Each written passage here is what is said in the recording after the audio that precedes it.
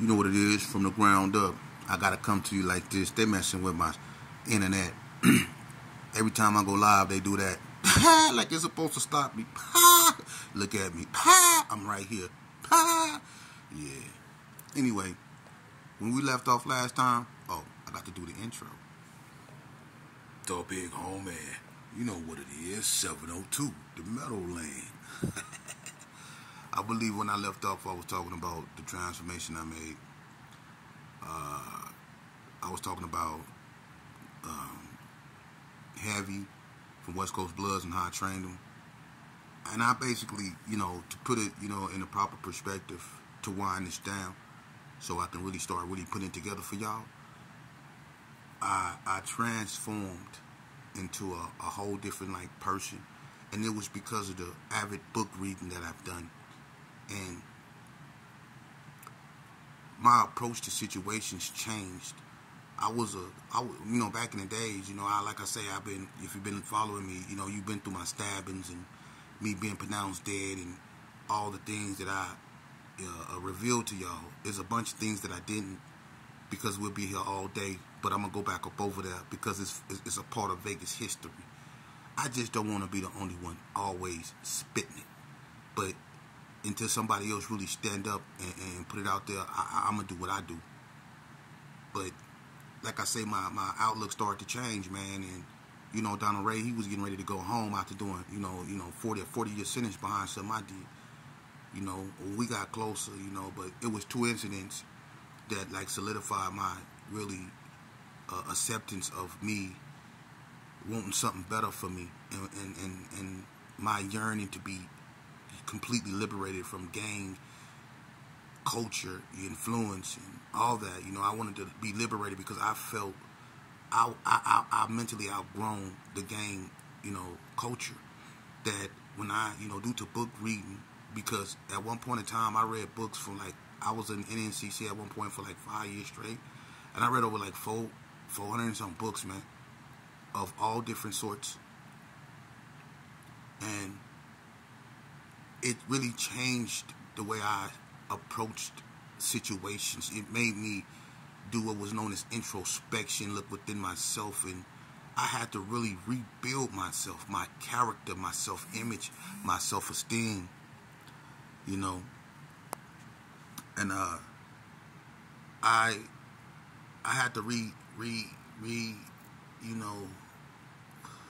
envision where I wanted to go, because where I was at couldn't be my ending. I had to make it, some form of I guess you could say, light at the end of the tunnel type of story. But nevertheless, two incidents happened. One was, one day I was coming from the store, and Donald Ray Page and Bird, and this dude Bird, Lil Face, I don't even know why you call you Lil Face, and I'm talking to you, Bird. You know why I don't like you. You know what you did. You know what you said. You went to G-Rob and you said that bullshit, and you lied on me because you let a female trick you out your look, whatever, and you got, and you blamed it on me. That was some hoe, and I'm going to just say it, that was some hoe ass shit, boy. And you know what? I confronted you about it, and you said in G-Rob face that it wasn't me. But then you was going around saying other things. But that's cool, do what you do. Because I'm gonna tell you something.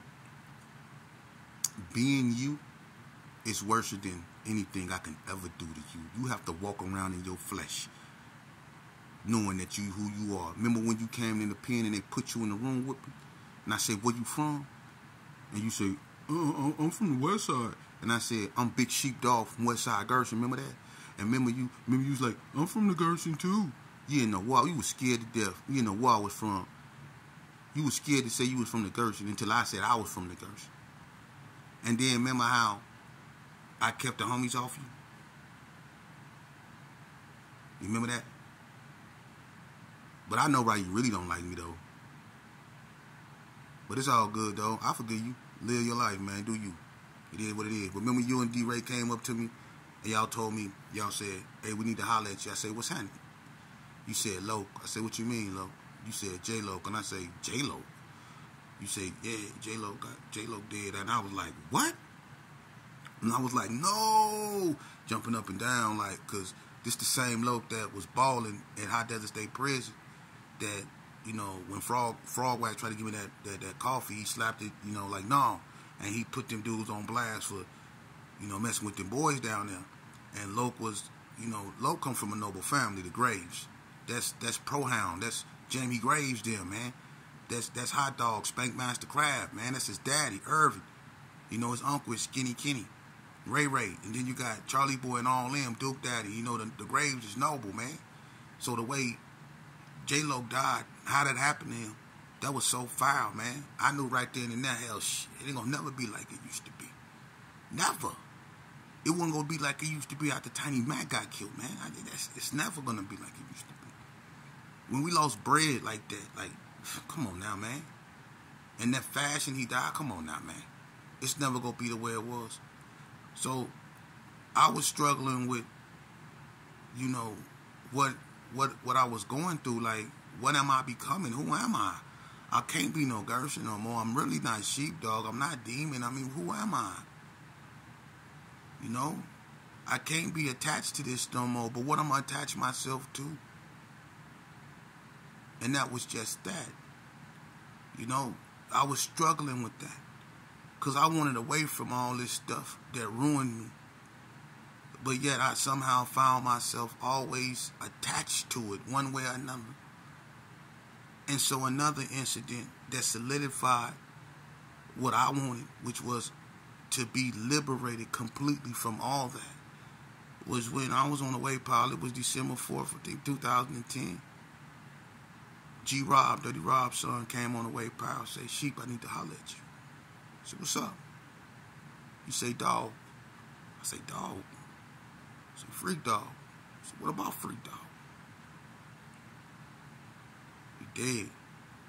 I'm like, I fell to my knees, because that's my cousin. Not Frenchie, not Robert. Not Robert, no, it's too much. Now, mind you, I done already been in prison at this point 18 years. I was broke right there. I couldn't do it no more.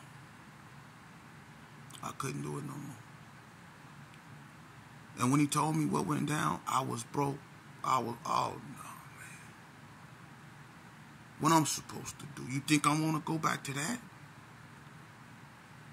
Huh? The way that happened to him, the way that, I'm not going to go into that because that's my cousin, man. He rest in peace. That's Betty. Betty, you know, I love Betty, and I got to go over there and see my family, man. But they called me, when they called me for my murder, it was behind his grandmama's house, my Auntie Mac.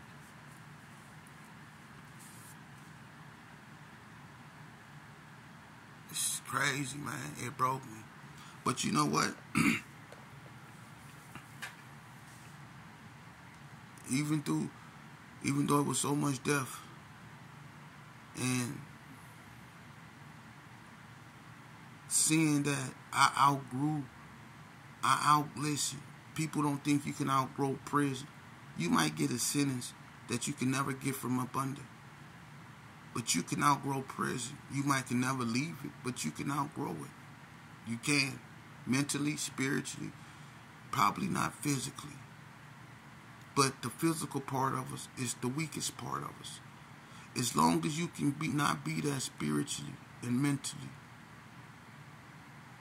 you always free. That's what saved me. I took my mind somewhere else. But being intelligent, the harsh reality is that I had to make a choice.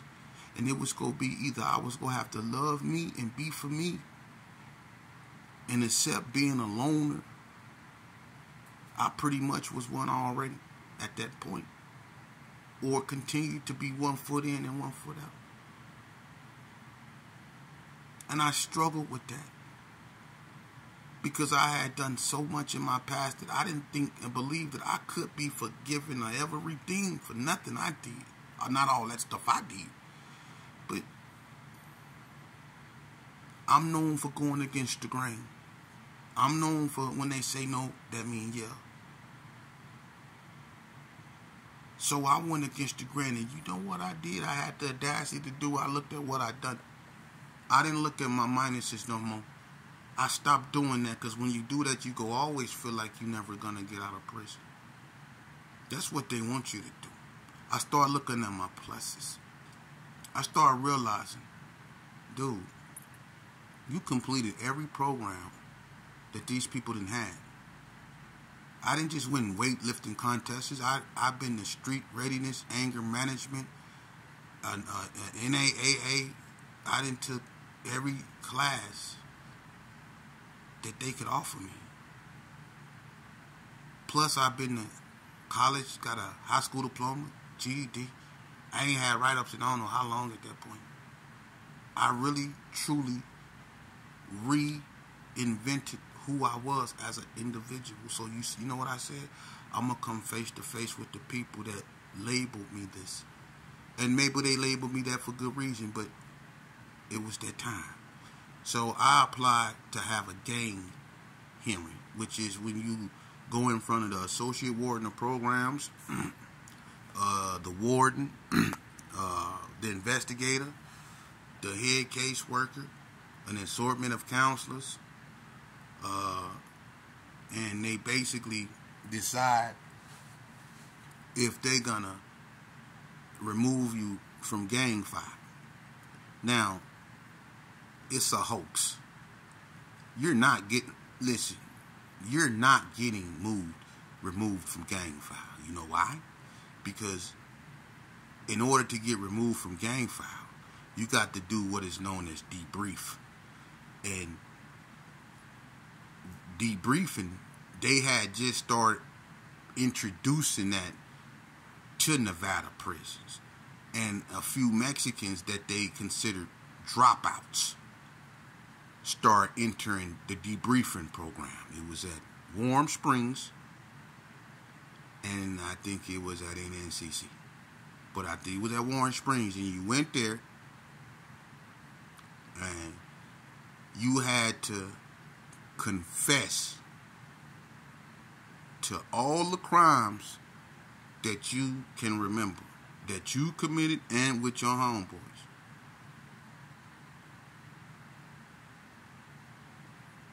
Debrief. Meaning you have to write it down. You got to get up. So if you go to a gang hearing, it's just a formality because they just have to hold one. Ain't nobody that ever went to a gang hearing got took off gang file. Trust me. I'm about to tell you. So I set up the hearing.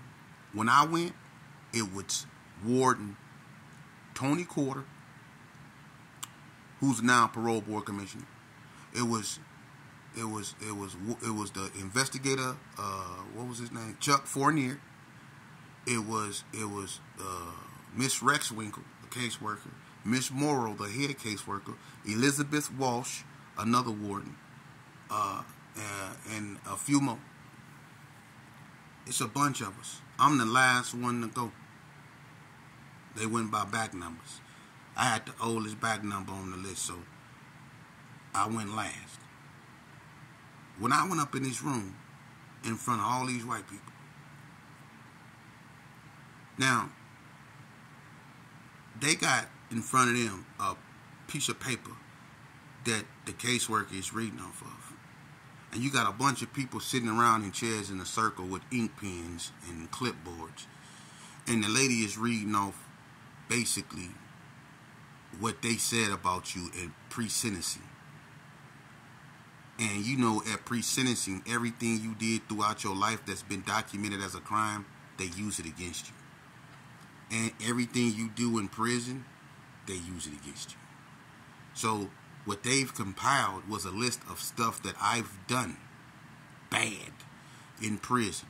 And when they start reading that stuff off, before they got halfway through there, all you can hear was ink pens going click, click, click, and people was looking at the ground like, even when I was doing this, damn.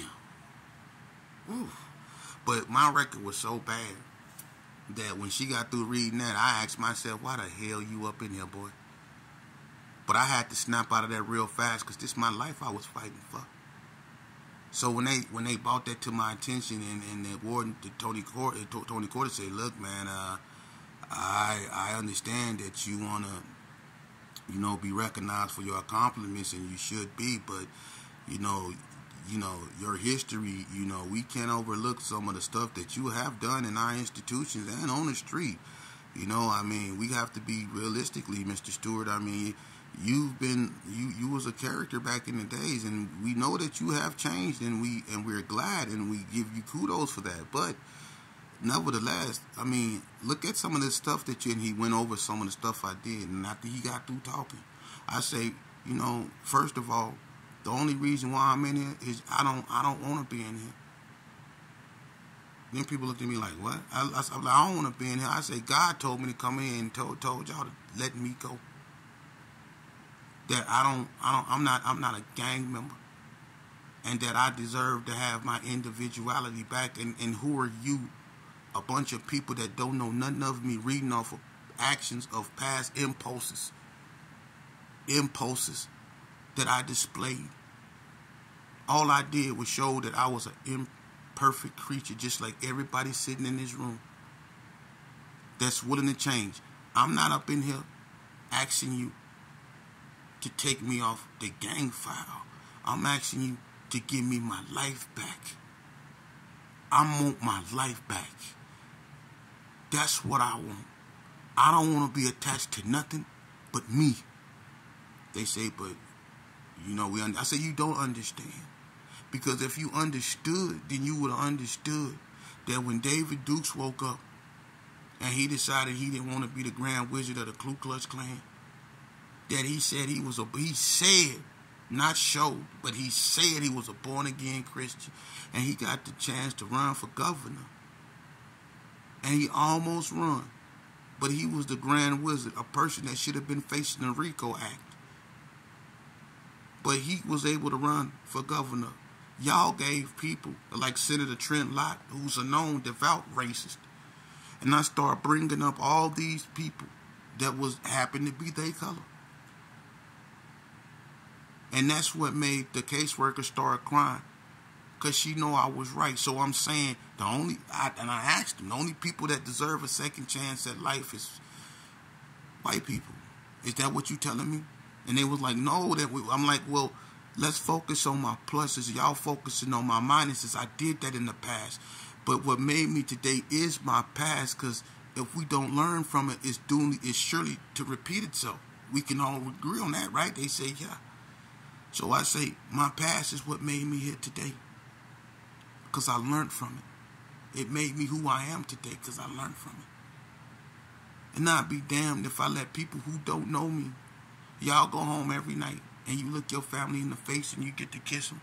I've been in here almost 20 years. Enough is enough. I can't do no more but ascend to heaven. I've done everything humanly possible to show that I've changed and that I've earned a second chance.